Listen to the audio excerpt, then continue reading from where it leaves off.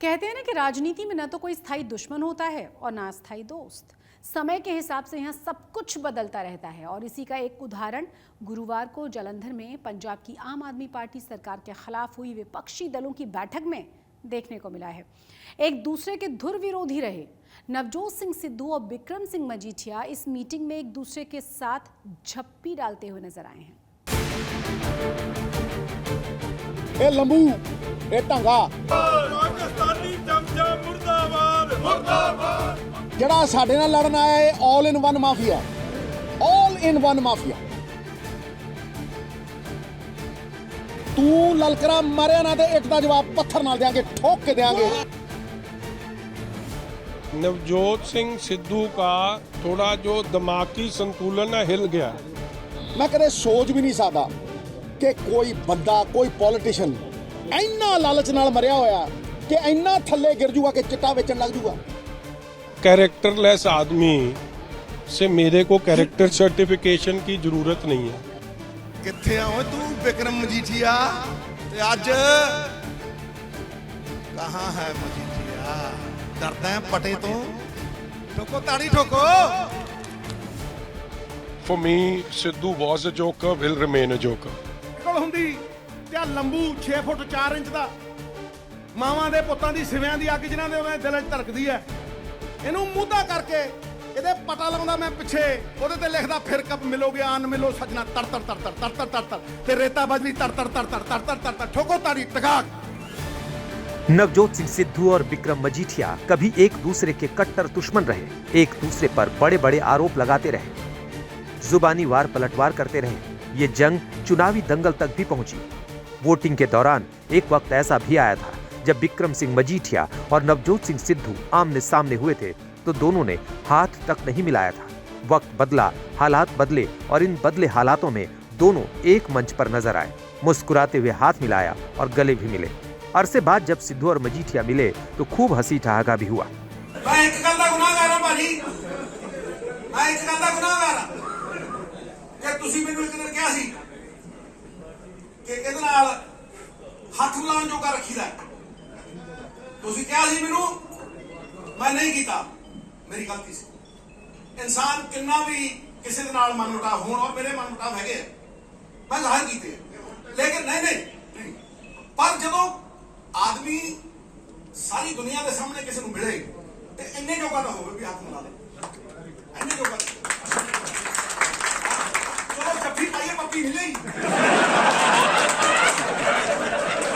ਇਸ ਕਰਕੇ ਮੈਂ ਕਟਾਰੀ ਚੱਕ ਦੇ ਖਿਲਾਫ ਹਾਂ।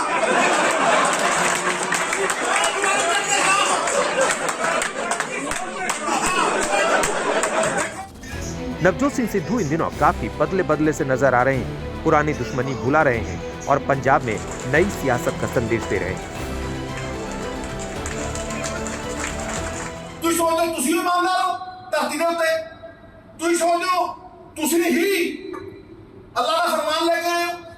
ਇੱਕ ਪਾਸੇ ਕੇਜਰੀਵਾਲ ਕਹਿੰਦਾ ਜੀ ਮੇਰੇ ਨਾਲ ਬੜੀ ਮਾੜੀ ਹੋ ਰਹੀ ਹੈ, ਆਰਡੀਨੈਂਸ ਆ ਗਿਆ ਤੇ ਇੱਥੇ ਕੀ ਕਰ ਰਹੇ ਹੋ ਤੁਸੀਂ? ਪੰਜਾਬ ਕਿਹੜਾ ਚੰਨ ਚੜ ਰਹੇ ਹੋ ਤੁਸੀਂ?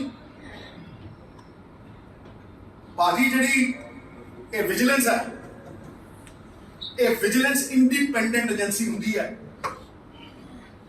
इन्होंने बाबा मरोड़न दी एक एजेंसी बना दी। दरअसल गुरुवार को आम आदमी पार्टी के खिलाफ पंजाब में सभी विपक्षी दलों की बैठक हुई तो इसी मंच से सिद्धू और मजीठिया के रिश्तों में जमी बर्फ भी पिघलती नजर आई। अब दोनों नेताओं की इस मुलाकात के कई मायने निकाले जा रहे हैं। ਜਿਹੜੀ ਸਿੱਧੂ ਸਾਹਿਬ ਦੀ ਤੇ ਮਜੀਠੀਆ ਸਾਹਿਬ ਦੀ ਜੱਫੀ ਪਈ ਆ ਨਾ, ਇਹ ਜਗਜਾਰ ਤੇ ਅੱਜ ਹੋਈ ਆ। ਕੈਮਰੇ ਤੋਂ ਪਿੱਛੇ ਤੇ ਰੋਜ਼ਾਨਾ ਇਹਨਾਂ ਦੀਆਂ ਜੱਫੀਆਂ ਪੈਂਦੀਆਂ, ਇਕੱਠੇ ਹੀ ਰਹਿੰਦੇ ਆ। ਤੇ ਇਹ ਜਿਹੜੀਆਂ ਰਵਾਇਤੀ ਪਾਰਟੀਆਂ ਇੱਕ ਸਟੇਜ ਤੇ ਜਿਹੜੀਆਂ ਇਕੱਠੀਆਂ ਹੋਈਆਂ, ਇਹ ਆਪਸ 'ਚ ਅਸਲ 'ਚ ਇਕੱਠੇ ਹੀ ਸਨ। ਹੁਣ ਤੇ ਇਹਨਾਂ ਨੂੰ ਚਾਹੀਦਾ ਇੱਕ ਸਾਂਝੀ ਪਾਰਟੀ ਬਣਾ ਲੈਣ ਤੇ ਗਾਂ ਅਗਲੀ ਇਲੈਕਸ਼ਨ 24 ਵਾਲੀ ਸਾਂਝੀ ਲੜ ਲੈਣ। ਇਹ ਜਿਹੜੇ ਲੀਡਰ ਨੇ ਵਿਰੋਧੀ ਪਾਰਟੀਆਂ ਦੇ, ਰਵਾਇਤੀ ਪਾਰਟੀਆਂ ਦੇ, ਇਹ ਆਮ ਆਦਮੀ ਪਾਰਟੀ ਸਰਦਾਰ ਭਗਵੰਤ ਸਿੰਘ ਮਾਨ ਦੀ ਚੜ੍ਹ ਤੋਂ ਡਰੇ ਪਏ ਆ। ਇਹ ਜਿੰਨੇ ਮਰਜ਼ੀ ਹੱਥ ਕੰਡੇ ਪਲਾ ਲੈਣ, ਜਿੰਨੀਆਂ ਮਰਜ਼ੀ ਇਹ ਕੂੜ ਪ੍ਰਚਾਰ ਕਰ ਲੈਣ, ਜਿੰਨੀਆਂ ਮਰਜ਼ੀ ਇਹ ਸ਼ਰਾਰਤਾਂ ਕਰ ਲੈਣ, ਲੋਕ ਬੜੇ ਸਿਆਣੇ ਆ, ਲੋਕ ਸਾਰਾ ਕੁਝ समझते आ। आम आदमी पार्टी के प्रवक्ता मलविंदर सिंह कंग ने ट्वीट किया, सिद्धू साहब और मजीठिया गले मिले। जो लोग आज तक पानी पीकर एक दूसरे को गालियां देते थे वो आज के राजनीतिक हालात में इतने विवश और लाचार हो गए, ये संभव ही नहीं है। भविष्य में अकाली, बीजेपी और कांग्रेस की भी भगवंत मान साहब को रोकने के लिए गठबंधन कर सकते हैं, लेकिन दबाव कहां से आता है? अगले साल लोकसभा चुनाव होने, पंजाब में आम आदमी पार्टी के खिलाफ विरोधी पार्टियों के नेता एक मंच पर नजर आ रहे हैं। पुराने दुश्मन भी गले मिल रहे हैं। ऐसे में बड़ा सवाल ये है कि क्या पंजाब में कुछ बड़ा होने वाला है? आज तक ब्यूरो। चंडीगढ़ में गुरुवार को सीएम भगवंत मान और आम आदमी पार्टी संयोजक अरविंद केजरीवाल के बीच एक अहम बैठक हुई है। इस दौरान पार्टी से जुड़े कई मसलों के अलावा पंजाब हरियाणा में जुड़े मुद्दों पर भी चर्चा हुई। कहा यह जा रहा है कि सीएम भगवंत मान ने केजरीवाल को कैबिनेट मंत्री कटारुचक पर लगे हुए आरोपों की जानकारी दी है। इसके अलावा पंजाब यूनिवर्सिटी के ग्रांट यूनिवर्सिटी से हरियाणा के कॉलेजेस को मान्यता देने जैसे मुद्दों पर भी सलाह ली गई है। अकाली दल से सांसद हरसिमरत कौर बादल आज बठिंडा पहुंची हैं। यहां उन्होंने भगवंत मान सरकार पर जमकर जुबानी वार किए हैं। मीडिया से बातचीत के दौरान हरसिमरत कौर ने आम आदमी पार्टी की सरकार से पहले इंप्रूवमेंट ट्रस्ट की चेयरमैन को खत्म करने का फैसला करवाने की बात कही है। अब जेल में बैठे आम आदमी पार्टी के नेता को मार्केट कमेटी का चेयरमैन बनाया जा रहा है। इससे ज्यादा शर्म की बात कोई हो ही नहीं सकती। ये तमाम बातें उन्होंने कही। इंप्रूवमेंट ट्रस्ट दे जे 1 साल पहले खारिज कर दे, वो इंप्रूवमेंट ट्रस्ट ही नहीं है। ते परसों मुख्यमंत्री साहब ਜਿਹੜੇ ਇੰਪਰੂਵਮੈਂਟ ਟਰਸਟ ਨਹੀਂ ਹੈ ਉਹਨਾਂ ਦੇ ਚੇਅਰਮੈਨ ਬਣਾਏ ਜਾ ਰਹੇ ਨੇ। ਹੁਣ ਨਵੀਂ ਚੀਜ਼ ਹੈ ਜਿਹੜਾ ਜੇਲ੍ਹਾਂ 'ਚ ਬੈਠੇ ਉਹ ਵੀ ਚੇਅਰਮੈਨ ਬਣਾਏ ਜਾ ਰਹੇ ਤੇ ਪੰਜਾਬ ਕਿਹਦੇ ਪਾਸੇ ਜਾ ਰਿਹਾ ਹੈ? ਅੱਗੇ ਹੀ ਪੰਜਾਬ ਦੇ ਕਾਨੂੰਨ ਵਿਵਸਥਾ ਦਾ ਆਹ ਹਾਲ ਹੈਗਾ ਕਿ ਪੰਜਾਬ दहशत ਵਿੱਚ जी ਰਿਹਾ ਹੈਗਾ। ऑपरेशन ब्लू स्टार की बरसी से पहले पंजाब में आतंकी हमले का इनपुट मिल गया है, जिसके बाद पूरे पंजाब में अलर्ट जारी कर दिया गया है। खालिस्तानी समर्थकों की गतिविधियों को देखते हुए पुलिस शहरों से लेकर ग्रामीण क्षेत्रों तक फ्लैग मार्च कर रही है। पुलिस सूत्रों के मुताबिक खुफिया विभागों को इनपुट मिल गया है कि गैंगस्टर अर्श डल्ला ऑपरेशन ब्लू स्टार की बरसी से पहले माहौल को खराब करने की प्लानिंग में है। डल्ला ने पंजाब में सरकारी इमारतों पर खालिस्तानी झंडे फहराने की भी योजना बनाई है। इसी बीच खालिस्तानी आतंकी गुरपतवंत सिंह सोशल मीडिया पर एक वीडियो जारी कर चुके हैं, जिसमें उसने सभी को बरसी के मौके पर श्री हरमिंदर साहिब में एकत्रित होने के लिए कहा है। तो कई शहरों में पुलिस ने फ्लैग मार्च किया है इन तमाम इनपुट्स को देखते हुए। आतंकी हमले के अलर्ट के बीच अहमदाबाद क्राइम ब्रांच की साइबर यूनिट ने देश विरोधी गतिविधियों में शामिल संस्था सिख फॉर जस्टिस के लिए काम करने वाले 2 लोगों को पकड़ लिया है। जांच अधिकारी का कहना यह है कि पकड़े गए दोनों ही शख्स का नाम है माशीद खान और मोहम्मद शाहिद आलम। ये दोनों ही किस व्यक्ति के लिए काम कर रहे थे, इसकी जांच लगातार हो रही है। इनका काम था SFJ के रिकॉर्डेड कॉल्स को लोगों के फोन पर डाइवर्ट करना और धमकी देना। आपको याद होगा कि मार्च के महीने में भारत ऑस्ट्रेलिया के प्रधानमंत्री की मुलाकात के दौरान मैच में न जाने के लिए धमकी भरे फोन कॉल्स किए गए थे, जिसकी जांच के दौरान अब अलग अलग जगहों से इन ठिकानों के बारे में पता चला है। और चलिए अब रुक करते हैं हेमकुंड साहिब का और दिखाते हैं बर्फ में भक्तों की तपस्या को। हेमकुंड साहिब और आसपास के इलाकों में लगातार रुक रुक कर बर्फबारी हो रही है और इसी वजह से यात्रा मार्ग पर भारी बर्फ जमा हो चुकी है। बर्फबारी बार बार चुनौती पैदा कर रही है, लेकिन रास्तों को दुरुस्त करने की कोशिश भी उतनी ही तेजी से हो रही है। कोशिश ये है कि आने वाले श्रद्धालुओं को किसी तरह की परेशानियों का सामना न करना पड़े।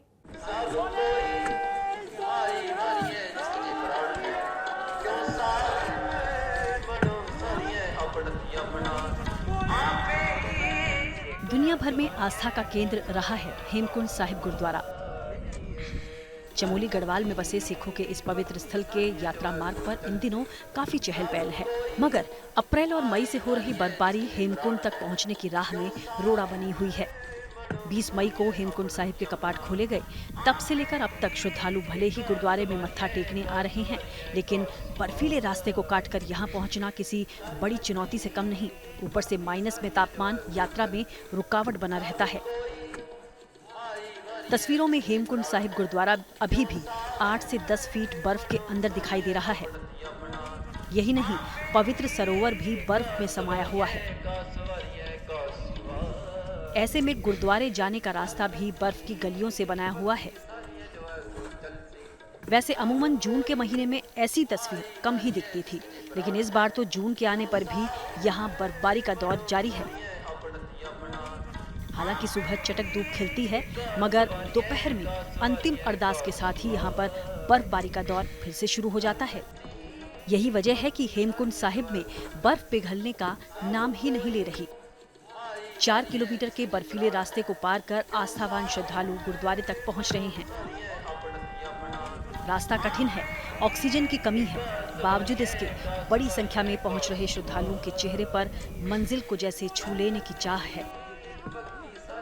आपको बता दें कि हेमकुंड साहिब क्षेत्र में हो रही भारी बर्फबारी को देखते हुए फिलहाल उम्र दराज लोगों और बच्चों के लिए यात्रा की मनाही है। चमोली से कमल नयन सिलोड़ी के साथ ब्यूरो रिपोर्ट। पंजाब देश का पहला राज्य बन चुका है जहां पैदल चलने वालों के लिए राइट टू वॉक का अधिकार होगा। ऐसे में पंजाब में बनने वाली नई सड़कों और मौजूदा सड़कों के विस्तार के समय राइट टू वॉक को ध्यान में रखकर ही साइकिल ट्रैक और फुटपाथ का निर्माण अनिवार्य कर दिया गया है। सड़क पर राहगीरों को सबसे ज्यादा खतरा तेज रफ्तार गाड़ियों से होता है।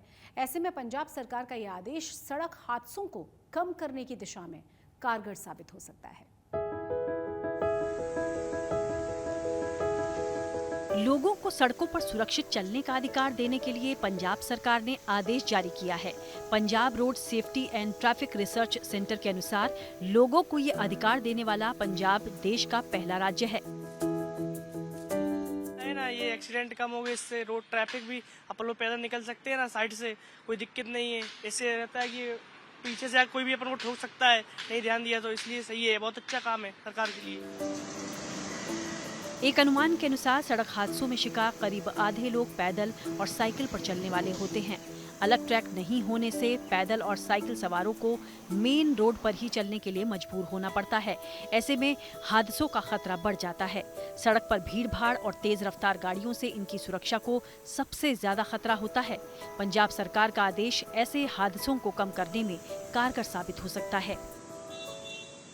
आप कोई भी सड़क बिना पैदल वाले या साइकिल वाले जहाँ पे हैं, ऐसा नहीं है कि मतलब जहाँ पे वो है ही नहीं तो वहाँ पे बना के नहीं, लेकिन जहाँ पे ज़रूरत है तो आप वहाँ पे ये नहीं कह सकते कि हम नहीं बनाएंगे क्योंकि हमारे पास पैसे नहीं है। मतलब आप सड़क का जितना अच्छे से रख रखाव करते हैं, अब आपको फुटपाथ को भी उतने ही इज्जतदार तरीके से रखना पड़ेगा।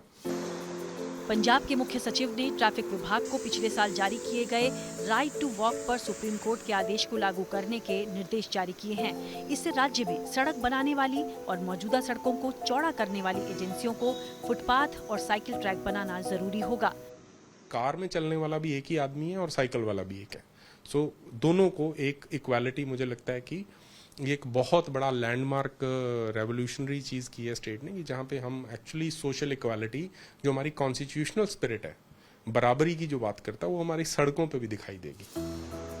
Punjab road safety and traffic research centre के ट्रैफिक सलाहकार नवदीप असीजा का कहना है कि फुटपाथ चलने के लिए है, न कि कब्जे के लिए। नए निर्देश के अनुसार जिन जिलों में फुटपाथों पर अतिक्रमण है, उन्हें स्थानीय प्रशासन हटाएगा और इसके लिए जागरूकता अभियान भी चलाया जाएगा। मोहाली से ललित शर्मा के साथ ब्यूरो रिपोर्ट। अगर आप शिमला गए होंगे तो जरूर टॉय ट्रेन का लुत्फ आपने उठाया होगा, लेकिन कालका शिमला के बीच चलने वाली टॉय ट्रेन का सफर अब खत्म होने वाला है। उसकी जगह कपूरथला में बनी अत्याधुनिक विस्टाडोम ट्रेन अब आपको कालका से शिमला का सफर कराएगी। फिलहाल इस नई ट्रेन का ट्रायल चल रहा है। 2-3 महीनों में ये नई ट्रेन टॉय ट्रेन की जगह ले लेगी।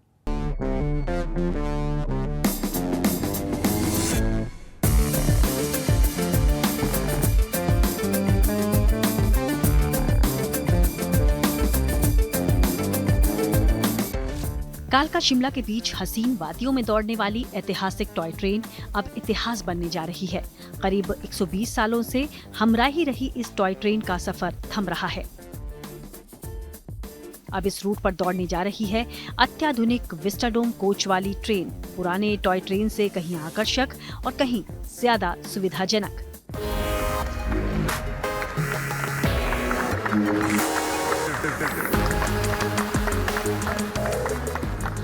आप इस नई ट्रेन की पहली झलक देख रहे हैं। फिलहाल इस ट्रेन का ट्रायल जारी है, लेकिन बहुत जल्द कालका शिमला रूट पर इस ट्रेन से सफर शुरू हो जाएगा।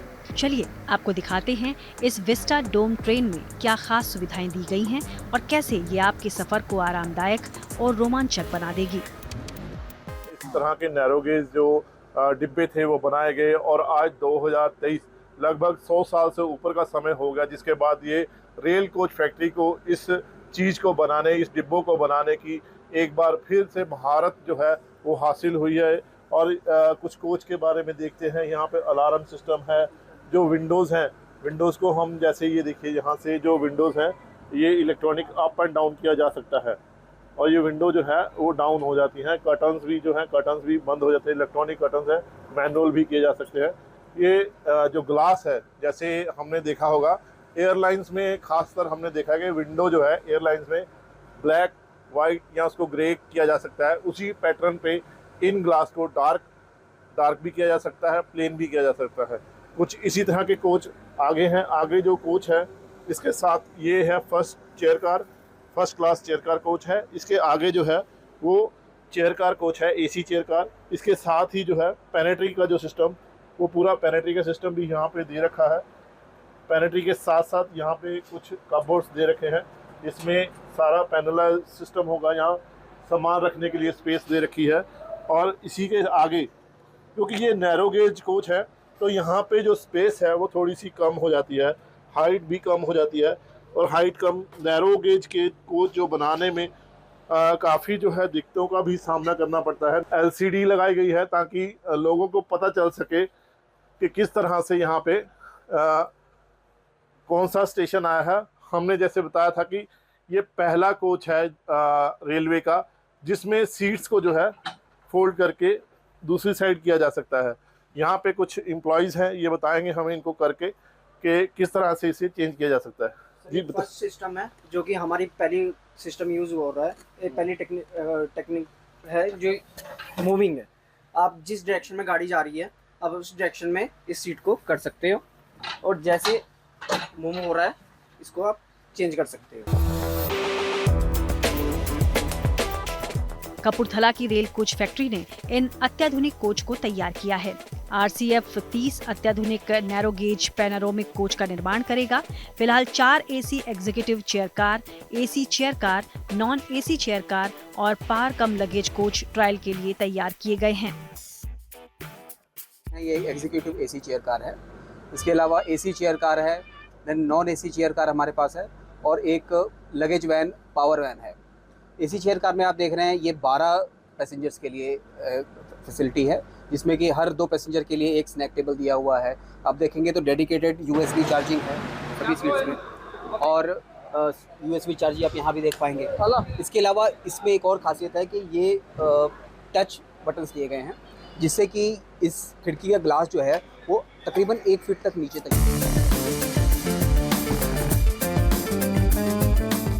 हर ट्रेन में 6 यात्री कोच और एक पार कम लगेज कोच वैन समेत 7 कोच शामिल होंगे। अगले 2-3 महीनों में ये मॉडर्न कोच दौड़ने भी लगेंगे। फिलहाल इनकी स्पीड टॉय ट्रेन जितनी ही 25 किलोमीटर प्रति घंटे की होगी। अभी जो कालका शिमला सेक्शन की स्पीड है वो है 25 किलोमीटर पर आवर।